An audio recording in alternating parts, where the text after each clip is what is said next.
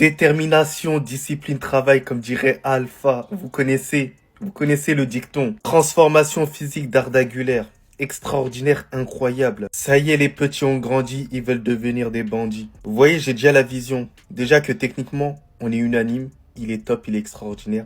Mais alors s'il met physiquement, d'ailleurs il s'est déjà mis, physiquement c'est un béton.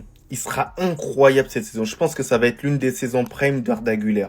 Voilà, là on va le découvrir au plus haut niveau. Et c'est tout ce que je recherche parce qu'il aura du temps de jeu. Donc il faudra qu'il soit plus présent dans les grands matchs parce qu'il a été assez décevant à certains moments dans les grands matchs. Là, il y aura beaucoup plus de matchs pour le mettre quand même en rythme. Il y aura beaucoup moins de frustration. Donc ce sera à lui de tout simplement prouver sur le terrain. Parce que je voyais certains dire qu'il est surcoté. Là. Attendez de voir cette saison. Arda Güler, je suis hypé de ouf. Mais en tout cas, faut pas le mettre trop de pression. On connaît les jeunes, il faut un peu les couver, faut pas trop en parler, faut le laisser directement, ne pas trop le porter l'œil. Mais dans sa tête, il se dit, je suis là pour marquer l'histoire. Un point, c'est tout. Une légende du Real Madrid. Inch'Allah.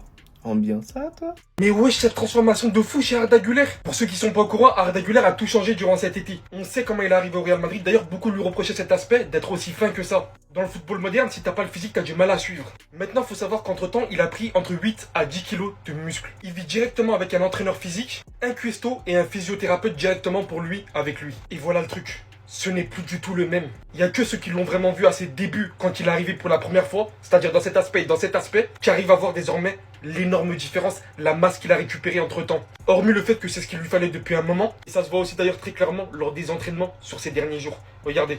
Ce n'est plus du tout le même. Il a lui-même dû s'en rendre compte que c'était nécessaire pour pouvoir évoluer.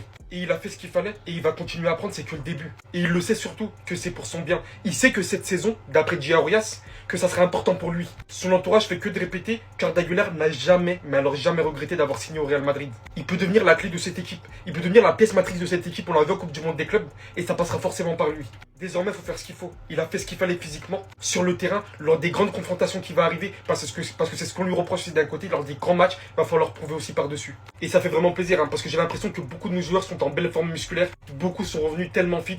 Les joueurs du Real Madrid sont foutus. Xabi Alonso vient d'apporter un gros changement aux entraînements du Real Madrid et vous allez voir que là ça rigole plus. On commence par notre cher Arda Güler les amis qui fait la une du média AS aujourd'hui. Et comme vous pouvez le voir, il est dans un physique complètement différent que celui de la saison dernière. Contrairement à Lamine Yamal qui a gagné 10 cm, lui il a gagné en muscle. Le média AS précise d'ailleurs que le joueur turc a gagné 10 kg de masse musculaire. Et en plus de ça, on nous dit qu'Arda Güler se donne les moyens pour réussir au Real Madrid étant donné qu'il vit avec son préparateur physique, un kiné et un cuisinier. Je pense que la personne est prête pour le nouveau Güler. Et concernant le Real Madrid en soi, on nous dit que l'équipe a effectué un deuxième entraînement aujourd'hui à 17h et que cette saison le jeu reposera sur l'équipe tout entière et non Vinicius ou Kylian Mbappé. C'est d'ailleurs ce qu'on voit ici sur le calendrier. À 10h30 il y a eu entraînement et à 17h également. Et c'est même pas ça le plus fou. Dites-vous que là Xabi Alonso a décidé d'apporter plusieurs changements cette saison. Déjà les séances d'entraînement passent de 1h30 à 3h, ce qui veut dire qu'avec Carlo Ancelotti c'était seulement 1h30 d'entraînement par jour. Et là les joueurs vont passer d'un coup sous Xabi Alonso à 3 heures d'entraînement. Personnellement je pense que c'est une bonne idée pour les 3 premiers mois histoire de maîtriser la tactique. Mais 3h30 d'entraînement pendant toute la saison ça va pas le faire. Ça risque de cramer les joueurs plus qu'autre chose. En plus de ça, on nous dit que les joueurs doivent désormais se présenter 1 heure avant le début,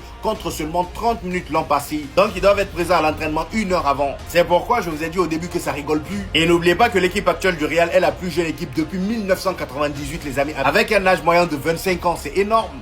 Il y aurait actuellement une réunion entre Rashford et le Barça concernant son inscription pour le rassurer et certains joueurs comme Hector Ford, Peña, attendez bougez pas je vous explique. Une réunion est en cours à Barcelone entre Deco et Rashford, puis avec Iñaki Peña et Hector Ford, il s'agit de rassurer Rashford concernant l'inscription. Concernant Hector Ford, c'est pour savoir s'il reste ou pas, s'il part en prêt pour avoir plus de minutes ou avec un transfert définitif reste à voir. Et Peña c'est la même chose, soit il va être prolongé pour pouvoir être prêté, enfin bref on verra. Et concernant Marcus Rashford, ils sont sûrement en train de le rassurer en expliquant leur plan. Après au Barça les plans ne se passent pas toujours comme prévu. J'espère juste une chose, que l'enregistrement de Marcus Rashford ne dépende pas de Ter Stegen. S'il vous plaît la direction, j'espère pas.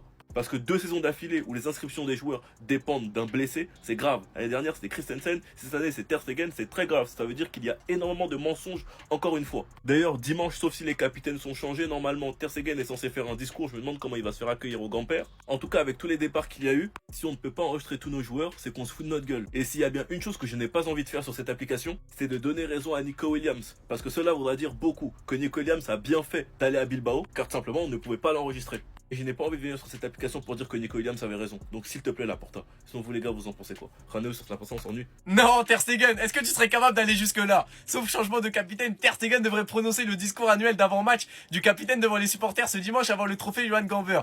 Malgré sa blessure, le gardien allemand devrait toujours être présent. Je vous jure les gars, j'ai envie de voir ça. Quand on connaît la situation de Ter Stegen avec la direction, Laporta est très en colère contre Ter Stegen et ne veut pas tenir de réunion avec lui. Quand on connaît la situation avec les supporters, est-ce que t'es capable de te pointer tout seul au milieu du stade avec tout le monde contre toi? Moi les gars, je sais qu'il va le faire. En fait, Ter Stegen c'est un gars, il peut avoir tout le stade contre lui, toute la direction contre lui, il s'en beurre, il va prendre le micro, il va parler. Oh non les gars, juste pour le divertissement, j'ai envie de voir ça. En tout cas, dans l'autre actualité Barça, Deco a rencontré Ter Stegen pour discuter au sujet de son inscription. Et ensuite, il a rencontré Hector Fort et Peña aussi pour parler de leur avenir. Hector Fort, on sait qu'il y a plusieurs clubs qui sont intéressés. Peña, franchement, je sais pas s'il va partir parce que Chesney et Juan Garcia ne sont pas inscrits. Ter Stegen est blessé, il reste que lui. Concernant Marcus Rashford, à voir parce que pour l'instant, j'ai pas entendu de rumeurs comme quoi il serait inscrit. Autant Juan Garcia, j'ai entendu dire qu'il n'y avait pas besoin des 80% du salaire de Ter Stegen pour l'inscrire. Mais Rashford, j'ai toujours rien vu passer et on est à 2 semaines de l'ouverture de la Liga. Dites-moi vous en pensez en commentaire, les gars, si pas vous abonner, vous êtes des bons, nous, on avance.